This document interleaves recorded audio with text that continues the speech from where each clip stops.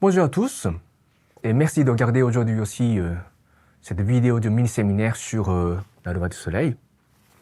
Voilà, j'espère que tout se passe bien de votre côté.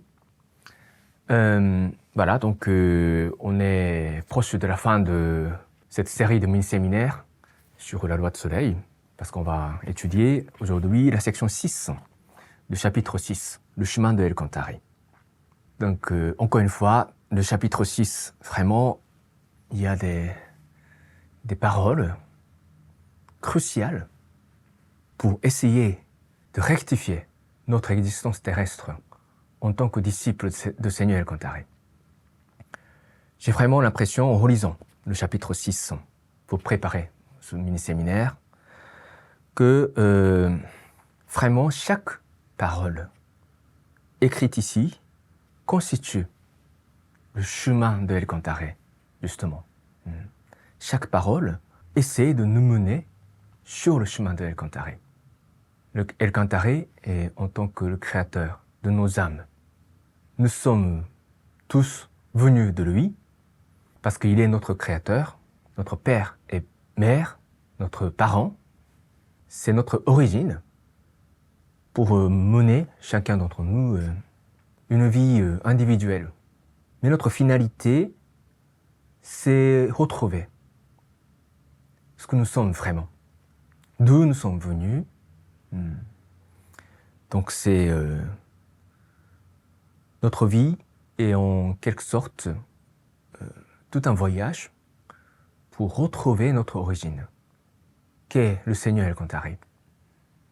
Donc c'est un chemin de la foi éternelle. La foi est une finalité éternelle pour notre âme. Voilà. C'est la raison pour laquelle on vit aujourd'hui aussi. Voilà. Donc, j'aimerais que vous fassiez de votre mieux pour retenir d'abord ces paroles de vie, pour en faire les piliers de votre vie. Ok ? Très bien. Donc, le thème de la section 6, c'est un temps de diamant. Okay ? Un temps de diamant. Le sujet aujourd'hui, c'est le temps. C'est le temps. La qualité de temps, on va dire. Parce qu'il y a la qualité au niveau du temps qu'on vit dans ce monde. Une heure ne valent pas la même chose pour tout le monde. Une heure est une heure, mais il y a une heure de diamant. Et il y a une heure de pierre. Voilà. Donc c'est ce que nous allons étudier aujourd'hui. Donc laissez-moi lire la première partie. Afin de mener sa vie de façon dynamique, il est nécessaire de faire un usage correct du temps limité qui nous est imparti. Une âme ne peut se réincarner qu'une fois toutes les quelques centaines ou quelques milliers d'années. Cette expérience est donc extrêmement précieuse. Voilà. Donc c'est pour résumer, si vous voulez, ce qu'on a dit déjà à plusieurs reprises. On vit ici-bas parce qu'on en a fait le choix. La réincarnation n'est pas le fruit du hasard. Voilà. Ce n'est pas la caprice divine qui fait que nous sommes ici, maintenant. On est là parce qu'on a fait le choix. On a fait le choix de se réincarner dans cette circonstance, dans cette situation, y compris le choix de nos parents, le choix de la nationalité, le choix de sexe aussi. Okay? Donc, se dire que rien n'est du hasard est vraiment le point de départ de toute notre quête spirituelle de la vérité. Et notre demeure originelle, c'est dans l'au-delà, et en tant qu'âme. Donc le temps que nous vivons dans ce monde, dans un corps physique, c'est vraiment un environnement exceptionnel. C'est pour apprendre certaines choses qu'on s'expose à cette situation qui est tout à fait exceptionnelle pour notre âme. Et ça ne devrait pas être ordinaire. Ce que je veux dire par là, c'est que Maître Oka nous enseigne que de plus en plus de gens deviennent matérialistes et recherchent vraiment le confort dans ce monde matériel. Et ce n'est pas seulement un constat qu'il fait concernant le monde d'aujourd'hui. Il dit ça aussi pour nous faire savoir que de plus en plus d'âmes perdent leur perception authentique en tant qu'âme. Et ces âmes préfèrent revenir tout de suite sur Terre pour continuer à vivre dans un monde matériel. Donc ça crée un grand problème, en quelque sorte. Mais notre âme doit vivre, pour la plupart du temps, dans l'au-delà, le monde spirituel. Mais à cause des expériences de ce monde, ces âmes sont plus ou moins attachées aux choses matérielles. Quand ça devient grave, ces attachements, ils vont passer certaines périodes dans un monde des ténèbres, qu'on appelle l'enfer. Quand ce n'est pas grave, ils vont dans la partie supérieure du monde à 4 dimensions, on l'a vu dans le premier chapitre, et ils reviennent tout de suite dans ce monde. Comme chacun a la liberté, ce n'est pas interdit non plus.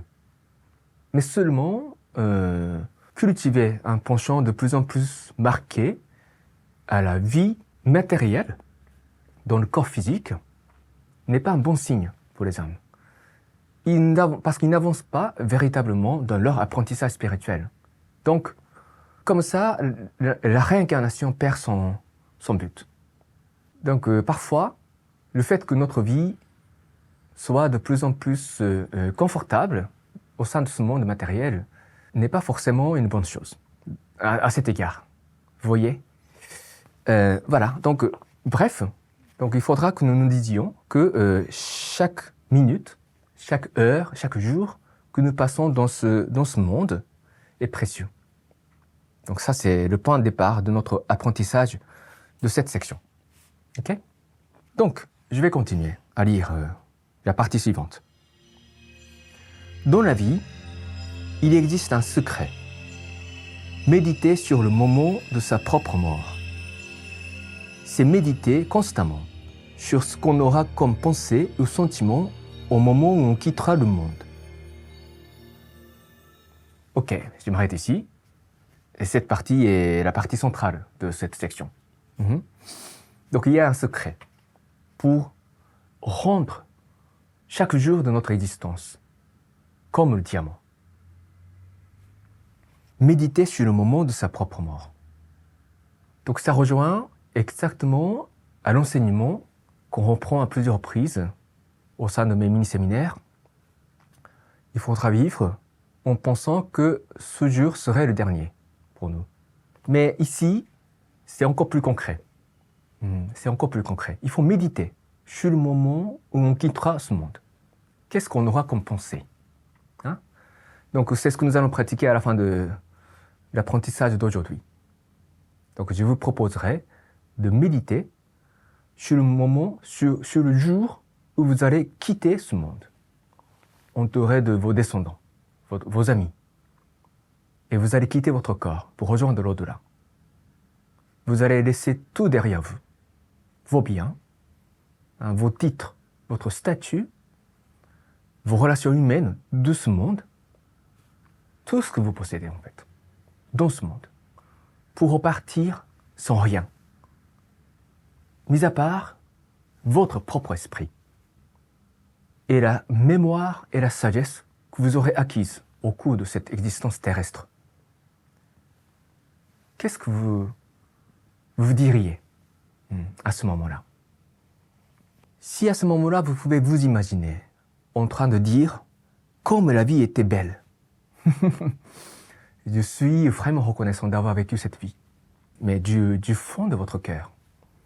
Ça veut dire que votre vie aura été vraiment merveilleuse. Mais si vous serez à ce moment-là rempli de regrets, d'avoir fait telle ou telle chose, ou de ne pas avoir fait telle ou telle chose, ou d'avoir vécu de telle ou telle manière, d'avoir proféré des mensonges sur des choses essentielles de votre vie, d'avoir blessé quelqu'un, d'avoir commis de mauvais actes, c'est aujourd'hui qu'il faudra changer cette attitude. au cours de cet apprentissage. Sinon, le fait que vous regardez cette vidéo ne sert à rien. Il faudra prendre la résolution ferme de changer ces habitudes, ces actes dont vous serez honteux au moment de votre départ de ce monde. Ok? Quand on commet des actes malveillants, par exemple, c'est toujours pour essayer de protéger certaines choses qui a trait à notre existence terrestre. C'est toujours ça, je vous assure. Quand vous vous dites du mal de quelqu'un, c'est pour essayer de protéger certaines choses, pour vous préserver. Mais tout ça, vous allez devoir laisser derrière vous au moment de votre mort. Et vous allez vous exposer devant tout le monde avec ce que vous êtes réellement à l'intérieur de vous. Je vais lire la partie suivante. Ceux qui, après la mort, viennent de rejoindre l'autre monde, découvrent clairement leur aspect réel aux yeux de Dieu. Aucun mensonge, aucune excuse ne passera. Exposés au regard de beaucoup d'êtres, ils finissent par comprendre quelle direction suivre. Ok? Donc c'est ce qui nous attend vraiment. Hein? Ce n'est pas de la superstition. Ok? Ce n'est pas une histoire d'une religion qui est enseignée en qualité d'expédient pour enseigner une certaine morale. C'est la réalité pure. C'est vraiment le moment qui vous attend tous. Et je vais vous proposer de regarder un extrait du film La loi de l'éternité qui décrit exactement la scène qui nous attend au moment où on va rejoindre l'au-delà. Allez-y.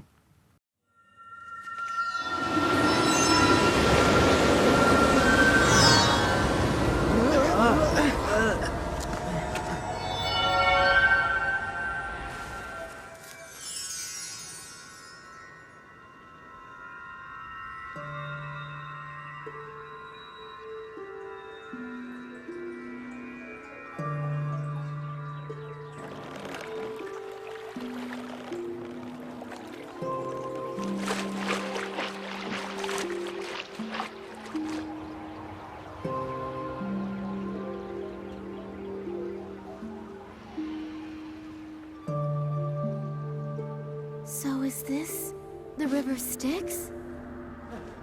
Oh, look! Help me!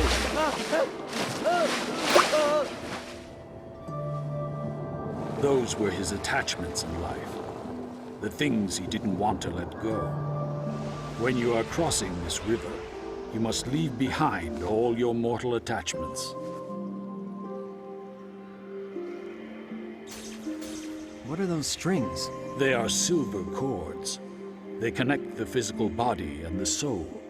Usually, approximately 24 hours after the heart stops, these cords are cut off.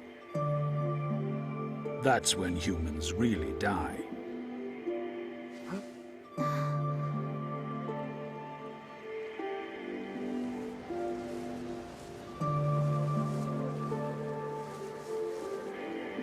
It's so beautiful. I wonder where it goes.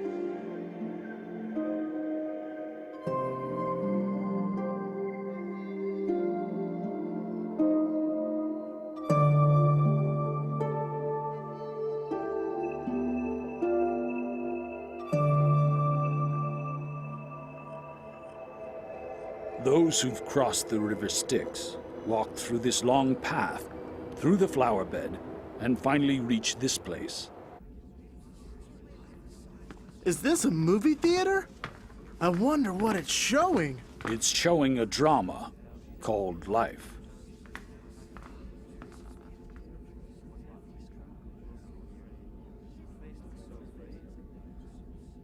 His life from birth to death will be shown on this screen. Who are they? They're his deceased friends and relatives. Revealed on screen are not just what he did, but also what he thought of during his mortal life. You mean even what he thought of?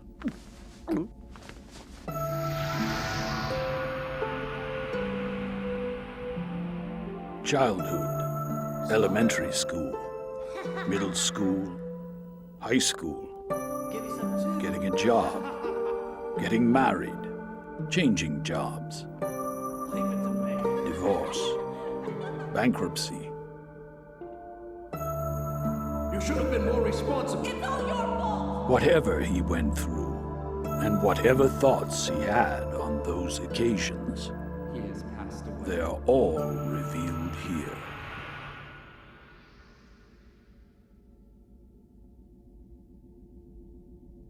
After this, he understands and is willing to go to his destination. Destination? More than half of the people these days go to a place that is called Hell. More than half? Really? A lot of people don't believe in the spirit world anymore. They think there's nothing after death and thus live freely. But what awaits them here is a harsh reality.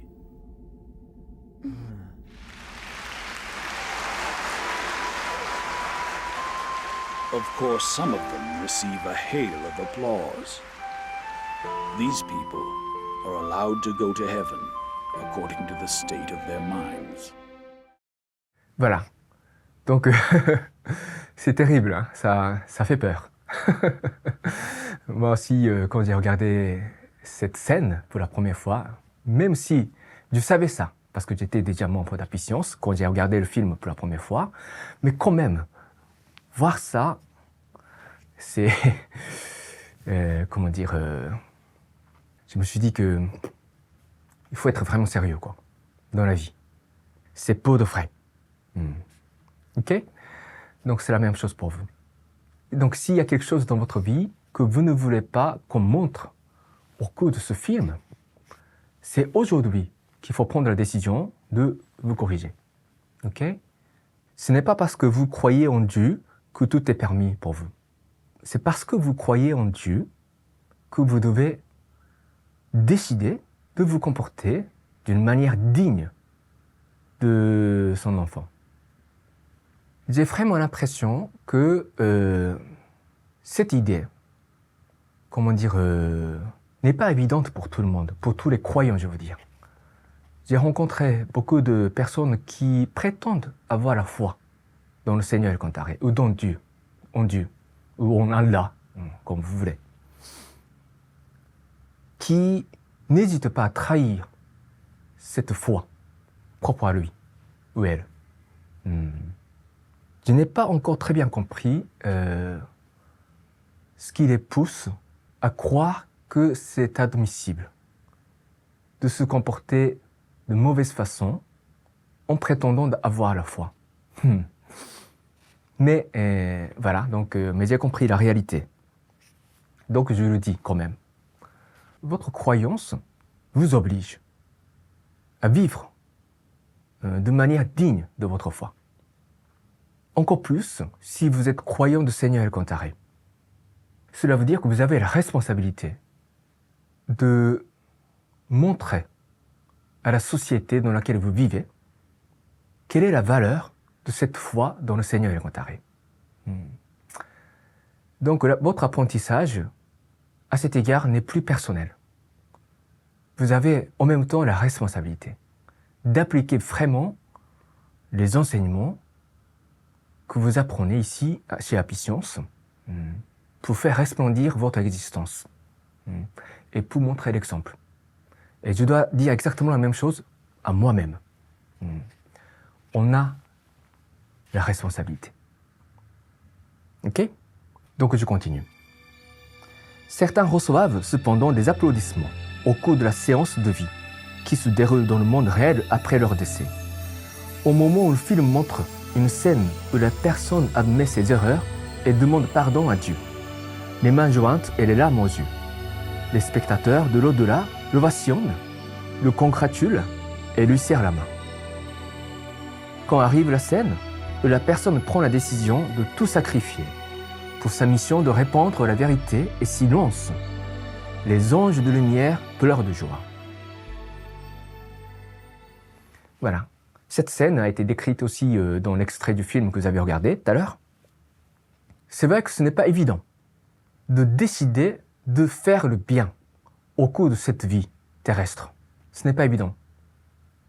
Parce que, sur le fond, on n'est jamais suffisamment reconnu pour ses bienfaisances, pour ses bons actes dans ce monde.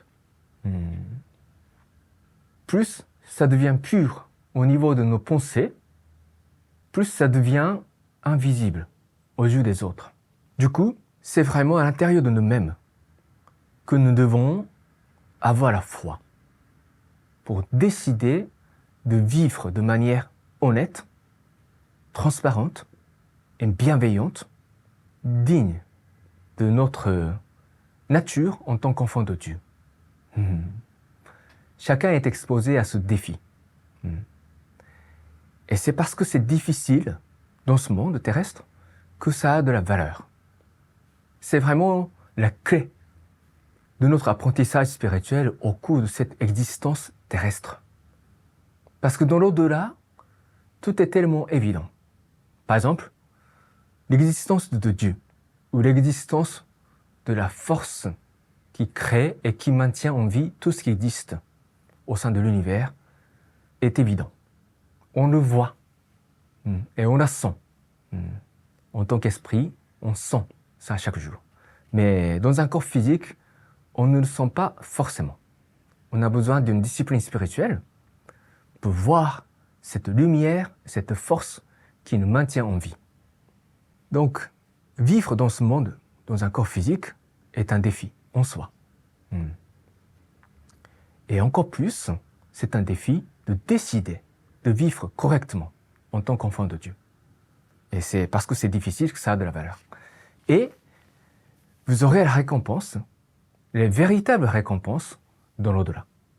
C'est ça en fait la vérité de notre vie. Et c'est la raison pour laquelle nous devons avoir la foi. Parce que nous ne serons jamais suffisamment récompensés dans ce monde pour notre foi. Donc il faut imaginer cette scène au cours de laquelle on vous applaudira pour vos bons actes, au sens véritable du terme, ok? Pour vos bonnes pensées, ou pour vos décisions de vivre dignement en tant qu'enfant de Dieu. Et encore plus, si vous décidez de vivre, consacrer votre vie pour répandre la vérité de Seigneur El Kantaré, je vous assure qu'on va vous applaudir. Je vous assure. Donc, c'est vraiment une décision sacrée. Ok? Donc, je vais continuer à lire. Il s'agit bien là du spectacle qui vous attend. Au bout de quelques années, ou de quelques dizaines d'années, ce moment vient sans faute. C'est ainsi qu'il vous est essentiel de réfléchir sur votre dernier jour, ou plus précisément, de vous demander constamment si vous menez votre vie de façon à n'avoir aucun regret, même si vous mourriez le lendemain. Ne vous sentirez-vous pas honteux de votre mode de vie actuel au moment de mourir? Vous resterait-il des regrets? Écoutez la réponse que vous dicte votre conscience. Voilà, donc maintenant nous allons pratiquer cette contemplation. Ok? Donc je vais lire d'abord la prière à l'Esprit Gardien, à l'Esprit Guide, pour qu'il vous aide à vous montrer leur, ce qu'ils voient tous les jours en ce qui vous concerne. Parce que vous voyez, si on arrive à montrer votre vie dans l'au-delà sous une forme du film, c'est parce que votre esprit gardien tourne la caméra, la caméra spirituelle, pour vous filmer chaque jour. Pas seulement ce que vous êtes en termes physiques, mais il filme en même temps vos pensées intérieures. Et c'est ça la raison pour laquelle le Maître Okawa dit « Aucun mensonge ne passera ». Dans ce monde, vous pouvez facilement mentir. C'est très facile. Mais en devenant esprit, aucun mensonge ne passera plus. Tout ce que vous avez été, tout ce que vous aurez été, se révélera. Parce que, justement, votre esprit gardien a ce rôle de filmer votre vie entière, y compris vos pensées intérieures que vous n'avez jamais révélées aux autres. Donc, je vais réciter la prière pour qu'il aide, qu'il soit à côté de vous pour montrer ce qu'ils auront filmé en ce qui concerne votre vie. Ok? Donc, vous allez réciter avec moi la prière à l'Esprit gardien et à l'Esprit guide. Prière à l'Esprit gardien et l'Esprit guide. Mon Esprit gardien, mon Esprit guide, au plus profond de mon cœur, vous êtes ma fontaine de vie, ma lumière d'espérance, ma source de sagesse, mon bouclier de courage. Assistez-moi, je vous prie, dans mon apprentissage quotidien. Polissez mon cœur chaque jour.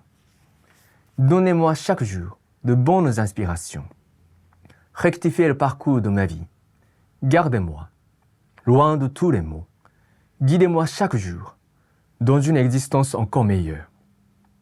Je vous remercie sincèrement.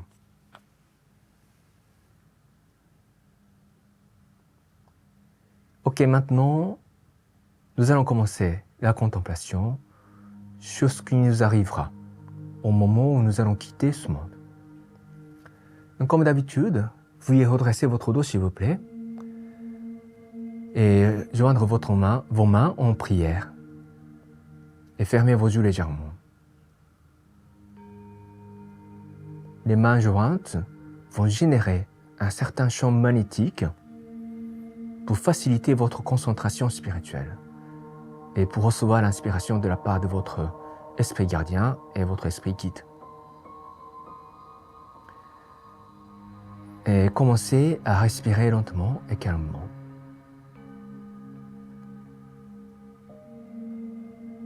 Apaisez la respiration en la faisant descendre au niveau de votre abdomen, votre deuxième chakra. Parce que c'est là que vous êtes connecté à votre esprit gardien.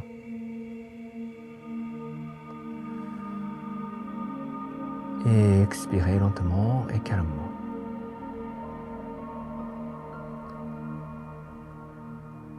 Maintenez une respiration calme et ralentie jusqu'à ce que vous ressentiez que le calme revient en vous. La tranquillité de l'esprit, la sérénité intérieure qui ressemble au lac transparent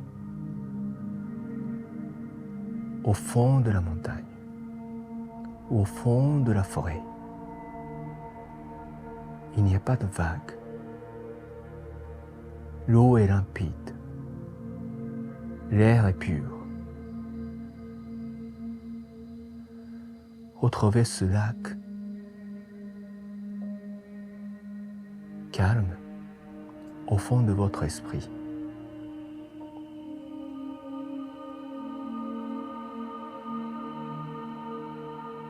C'est à travers la surface de ce lac intérieur que votre esprit gardien vous enverra les inspirations.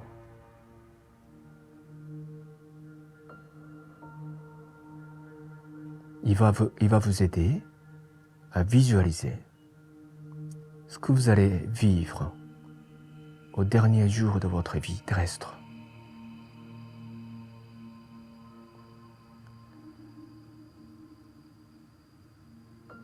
Et ayez la foi dans le Seigneur Elkantaré. Il vous envoie constamment sa lumière dorée pour envelopper votre âme. Ressentez cette lumière dorée qui se déverse en vous et qui remplit votre être.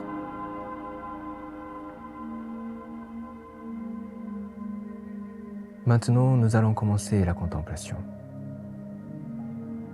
Imaginez que vous allez devoir mourir ce soir. Vous allez devoir dire adieu à votre corps physique, au monde terrestre dans lequel vous vivez, à vos amis, à tout ce que vous possédez dans ce monde pour redevenir comme un bébé, mais avec votre personnalité, votre esprit et votre mémoire de cette vie terrestre et la sagesse que vous aurez acquise et surtout la foi que vous avez entretenue au cours de cette existence terrestre. Et vous allez partir de ce monde. Quel est votre sentiment? Quelle serait votre pensée si vous continuez à vivre comme vous avez fait jusqu'ici et vous repartez dans l'au-delà ce soir? Je vous laisse commencer la contemplation. Allez-y.